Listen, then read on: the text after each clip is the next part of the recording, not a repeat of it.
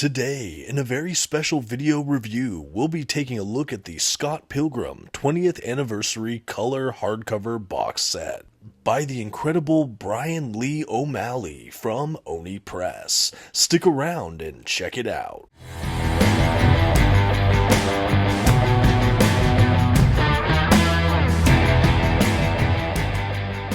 Greetings everyone, my name is Dominic and today you're tuning in to the Comic Book Report, where we review comic books and graphic novels so you can get an idea of what to read. And today, as I mentioned earlier, we will be looking at the Scott Pilgrim Color Box Set from Oni Press.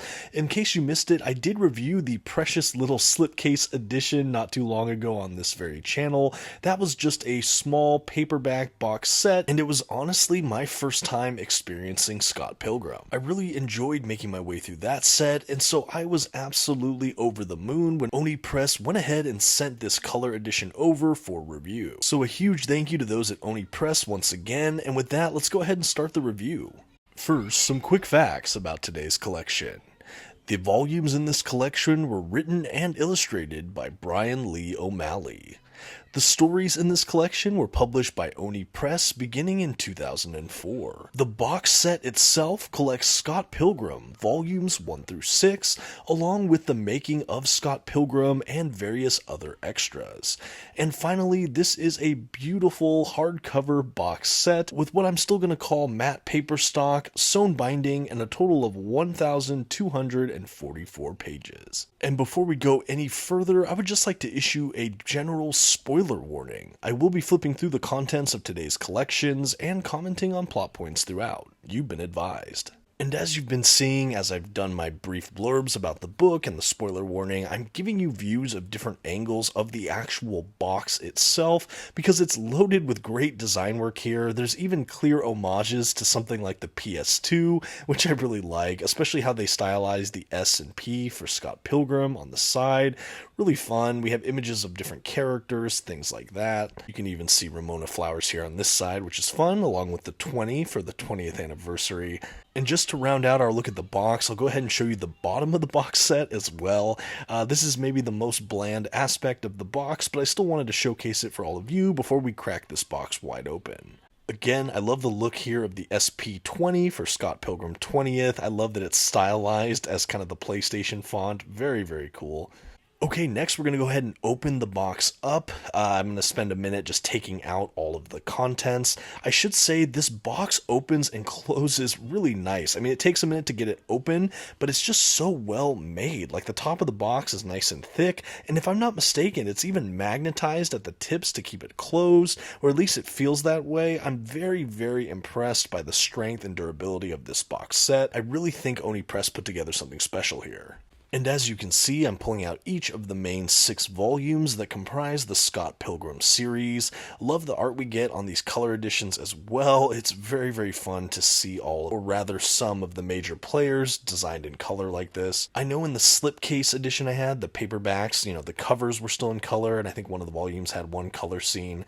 But yeah, it's just a whole different ballgame seeing the series in color. Now here's what really sets this box set apart in my mind. We have a whole extra volume that's just the making of Scott Pilgrim, along with a little Scott Pilgrim envelope that has other bonus swag, which I will show in the video as well. And here, just to get it all at a glance, again, is the contents of this box set. I should note as well that Oni Press also printed a 20th anniversary Scott Pilgrim box set that is very similar to this, but for the black and white. Now this series did come out in the original black and white, so for purists that want the, basic original experience, they do have a prestige box set as well, but again, it just showcases the black and white.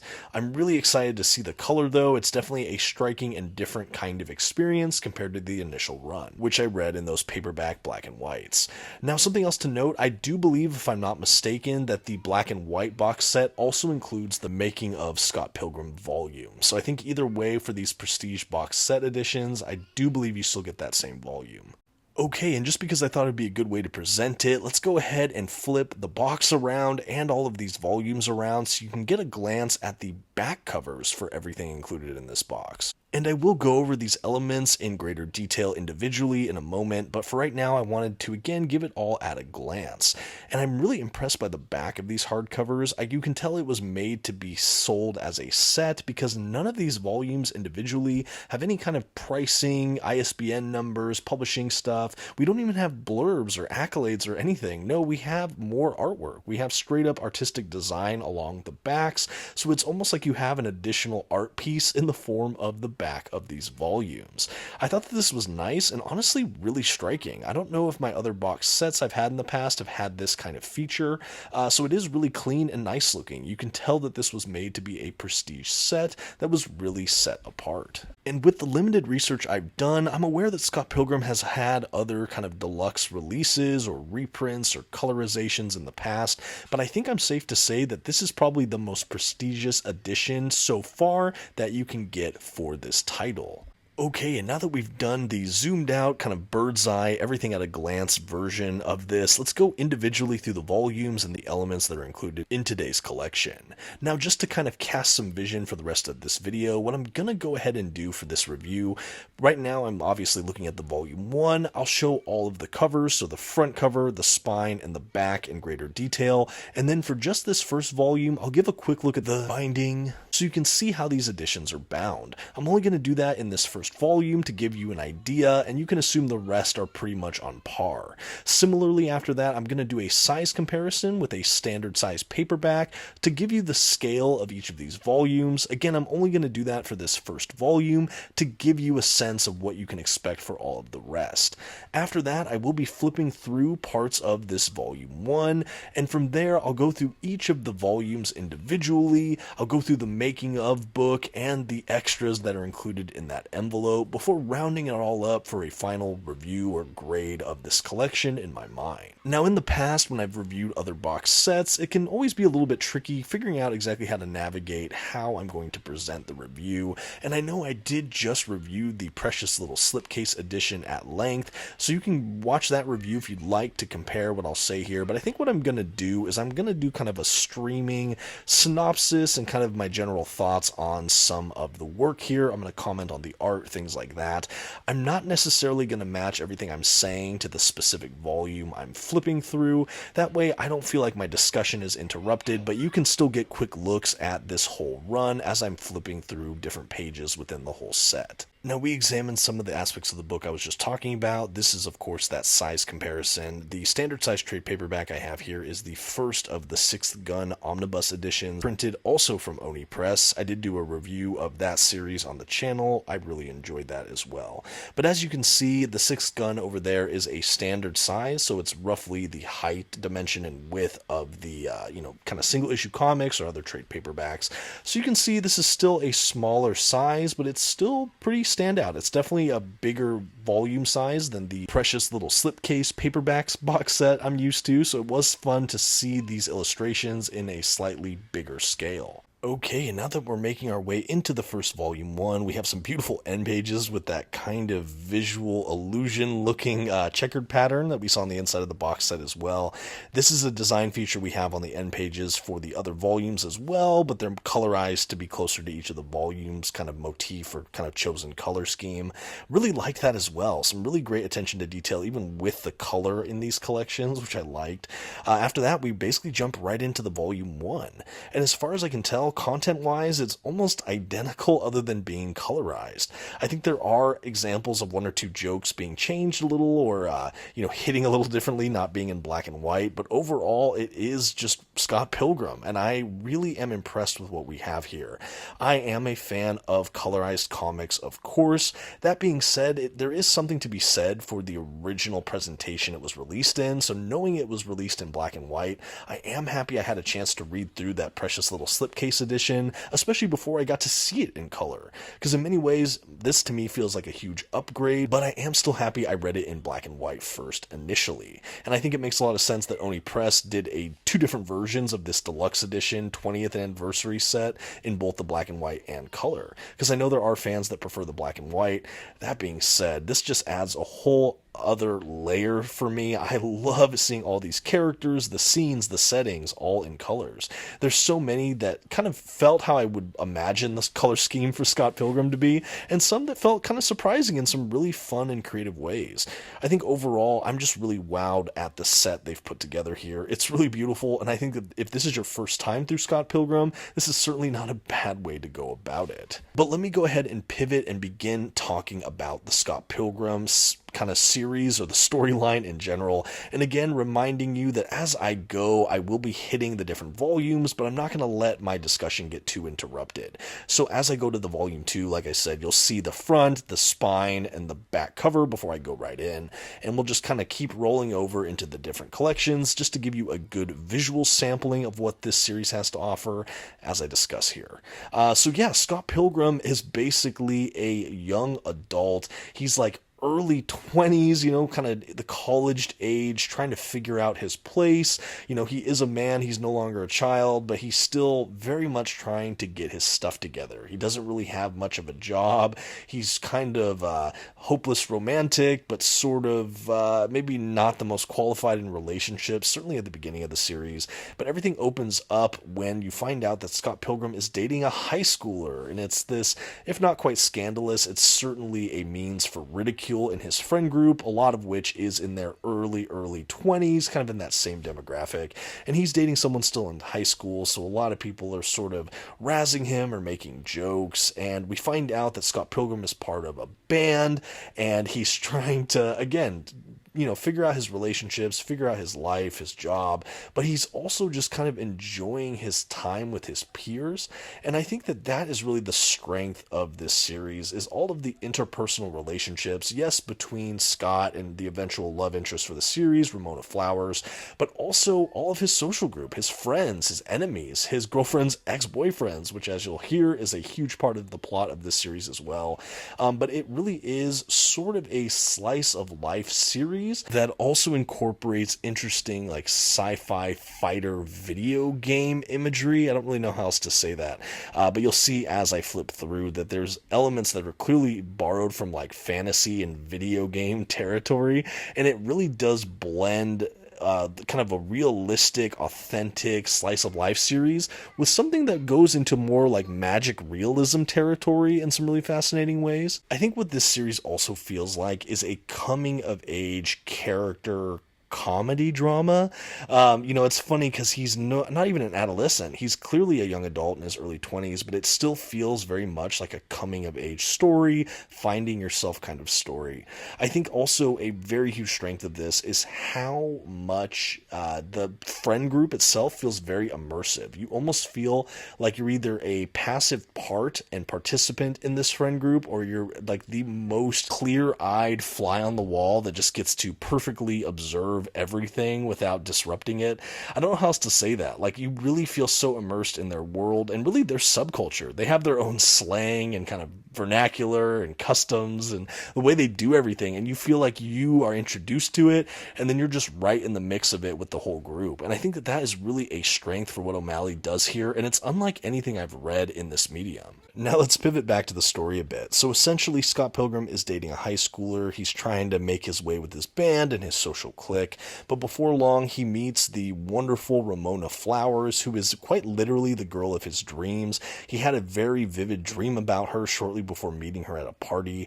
We also find out that she's like a delivery roller skater for Amazon, and basically she has the ability to jump through subspace, which is sort of like a subconscious magical realm, basically. It's really interesting. This is, like I said, when it blends into magic realism a bit.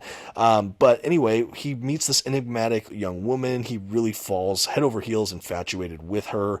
He figures out he has to dump his high school girlfriend here for Ramona, or is trying to, and he doesn't really handle that like a stand-up gentleman, I would say. But basically, he's just completely infatuated with Ramona, but she's cryptic, mysterious, and it just draws him in.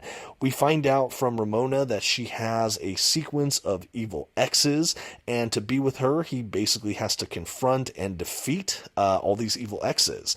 And so that's the setup for the rest of the series, and each volume has at least one evil X who shows up and really feels like a video game boss level character, and they have over the top boss battles or fights. And obviously I'm using terminology more applicable to video games, and here's where that aspect comes in. We have also a lot of video game imagery and kind of layouting or looks.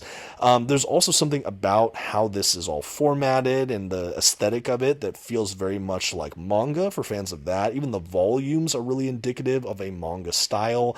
You do read left to right, however, and it's not a perfect manga here, but clearly it's an homage with the format. So we have elements of that blended in this as well.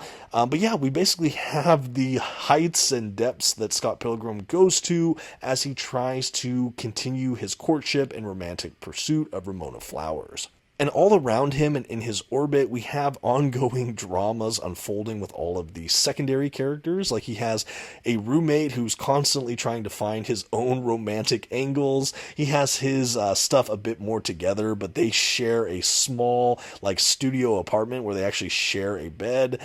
We have another friend that's like a girl from high school who may or may not have had a crush on Scott at one point, but is now just a cool friend that's a member of the band, and so many others. We also find Scott's other exes throughout different points of this run, including one who's now a full-on pop star, and we get to see a lot of Scott's sort of insecurities and shortcomings as well on full display. And I think that that's another wrinkle of this whole series I also kind of liked, is that while you are rooting for him as a character, you never lose sight of the fact that he's deeply flawed and maybe not a stand-up individual. Again, especially at the beginning, he is in sometimes selfish or lazy or kind of an underachiever in some ways, but his flaws also make him very relatable and engaging and kind of bizarrely charismatic. I don't know. It's really interesting to have a central character who just has some of these shortcomings on full display. And there's a lack of self-awareness throughout a lot of it as well that's also fascinating, where he's kind of the hero of his own story. And it's not until later in the series where he really confronts his own kind of darkness, actually in the form of a shadowed version of himself, where he kind of confronts the fact that he realizes he is imperfect in love and in relationships, and that he should be doing more, or maybe should have treated others better. And I like that. I like that there is some growth by the end of this. I like that one of the things he has to overcome is his own dark side and his own frailty. If you can't tell already, obviously this overview is pretty, I'm just kind of keeping it flowing here. You know, we're already on volume 4 of the series. There's a total of 6 volumes, and I do think as we crest into the back half of this series, at this point you really understand the characters, kind of the idiosyncrasies of not only Scott but his whole peer group.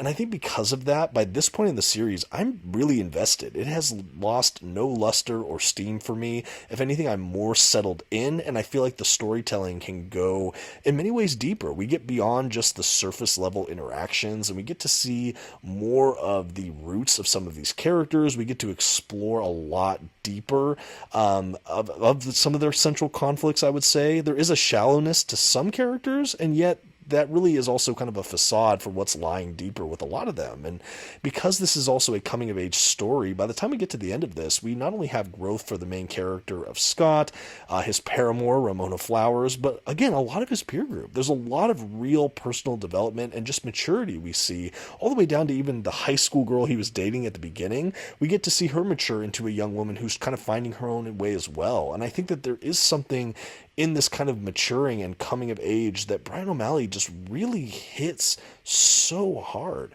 I really think Brian Lee O'Malley. Anyway, you know what I mean.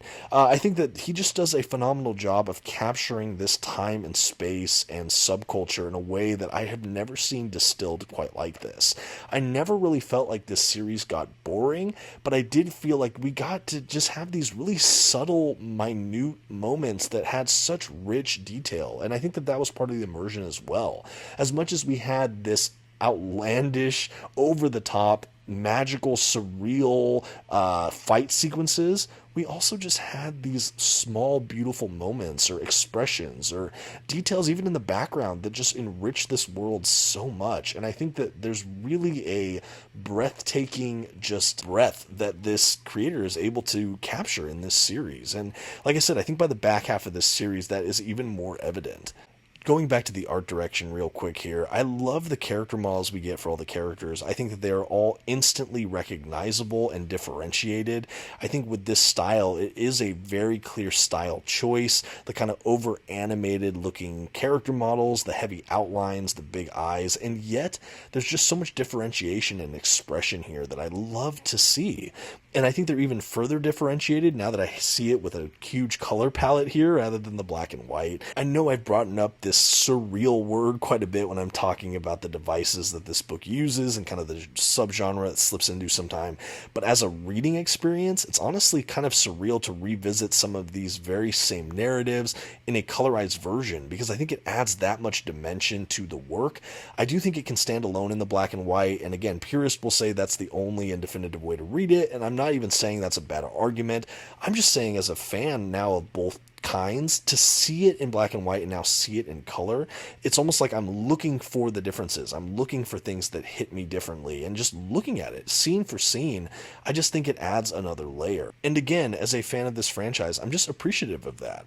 I cannot believe I had the privilege of getting the deluxe edition here. I'm really thankful. But yeah, we're already into volume 5. This is when things really come to a head for Scott and team. This is where the huge rift within the relationship of Ramona and Scott occurs, and Ramona actually goes missing for a chunk as we go into this final volume and we get a whole resolution. And I enjoy this story. Like I mentioned earlier, I like that we get some maturity with these characters. I like that a lot of them have to confront their shortcomings. It's not just Scott. I think Ramona is also ripe for that. And I really think Ramona is a really complex character. And I think that she kind of comes off initially as this sort of quirky, enigmatic, dream girl, like literally, but we find that there's a lot of like past trauma and avoidance and intimacy issues and also just trying to grow that are all in the soup here, and we get to see her mature as well and find even greater degrees of her own agency and independence and also just wholeness. And like by the end, you really have these final battles where Scott's trying to fight for Ramona, defend her honor, but really where Ramona is empowered to fight for herself and fight along Scott. And I thought that that was a really nice way to handle it and to also kind of bring their relationship together after it has had a bit of dysfunction and up and downs on both ends across this entire series. And finally, as we reach that final volume I mentioned, Scott Pilgrim in his finest hour, we have this beautiful volume 6. Again, it has all the same kind of aesthetics as the other volumes, of course having its own colors and different art on the covers. But again, I like the uniformity of these volumes. I think that there's so much flourish of colors. I love the kind of bonus art we get for the covers and just the volumes in general. I think it's really, really great.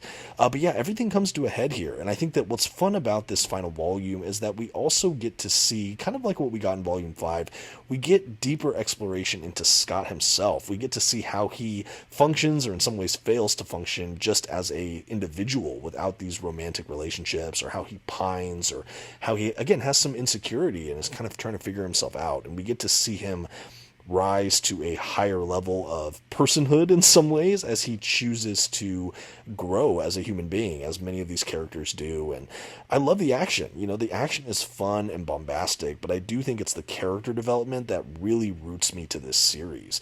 Again, I mentioned it earlier in this video, but I've never read something quite like this. It really feels so well defined, and I know I've read some behind the scenes stuff, but I really would not be surprised to see the environment that O'Malley grew up in feeling like a microcosm or a little bit of a snapshot of what we have here, because it feels so specific and it feels so hip and like kind of touching the pulse of a cultural zeitgeist in a cultural moment.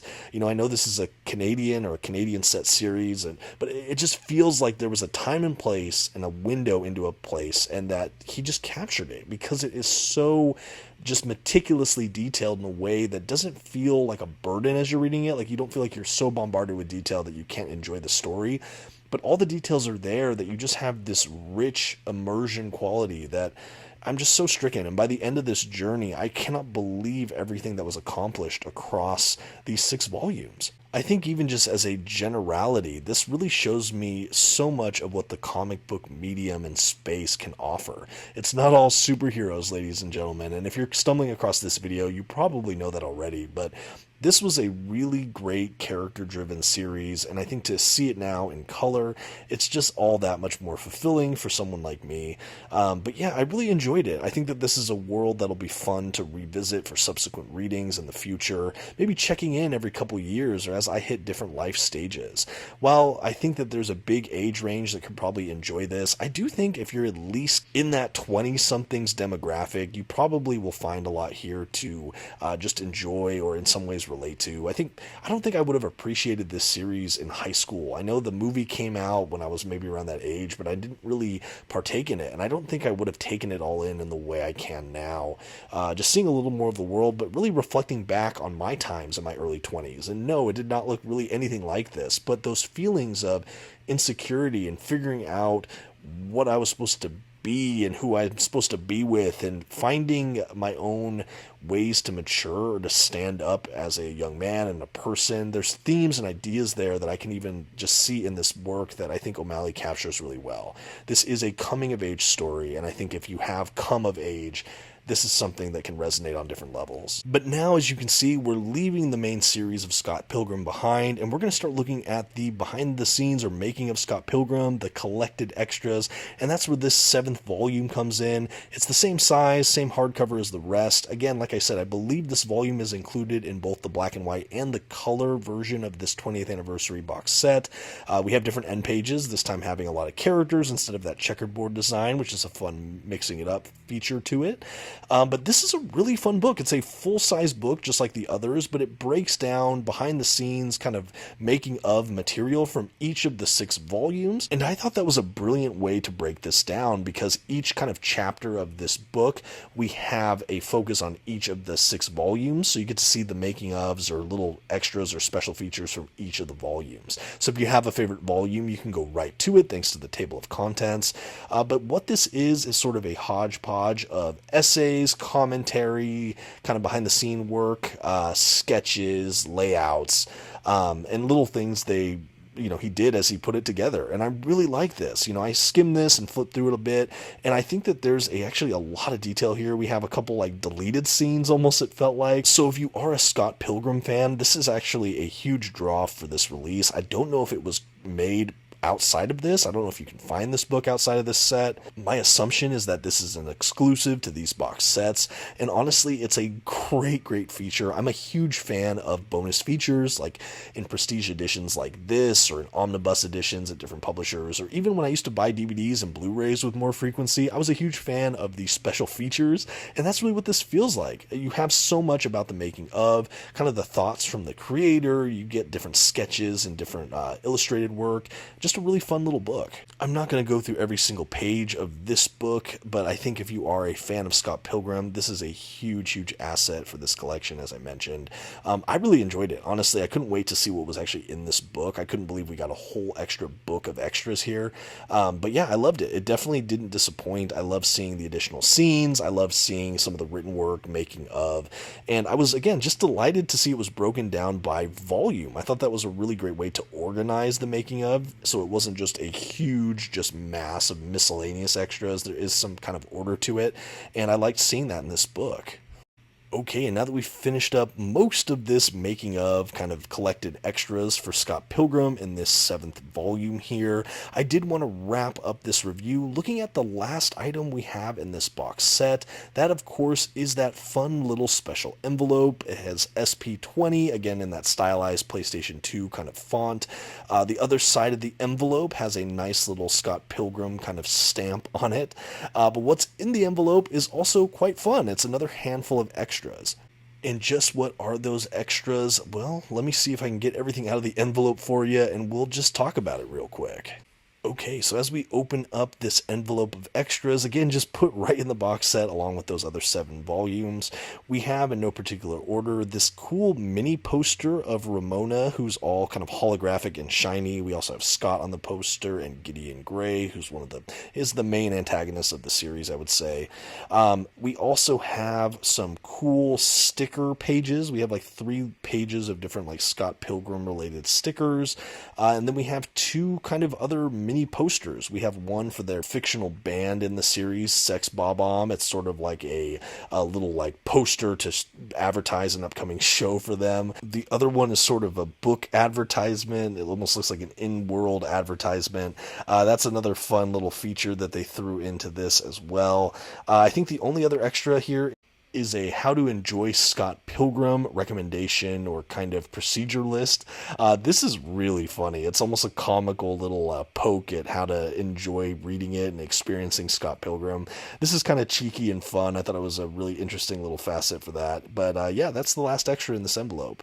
As you can see, I'm just going to rifle through each of the items so you can see it really quickly in front of the camera in greater detail after I got it all out of the envelope, and it was a bit snug as you saw me struggle there for a moment. But yeah, overall, I'm really impressed with these little extras. I'm almost surprised we didn't get like a patch or a pin or something. They're all paper-based goods. I'll throw stickers in there as a paper good, but I did like it. It's really sleek. I love that you did fit it all in an envelope, and it tucked nicely just into the box with all the books. And that has been the Scott Pilgrim 20th Anniversary Color Hardcover Box Set, and now the grade.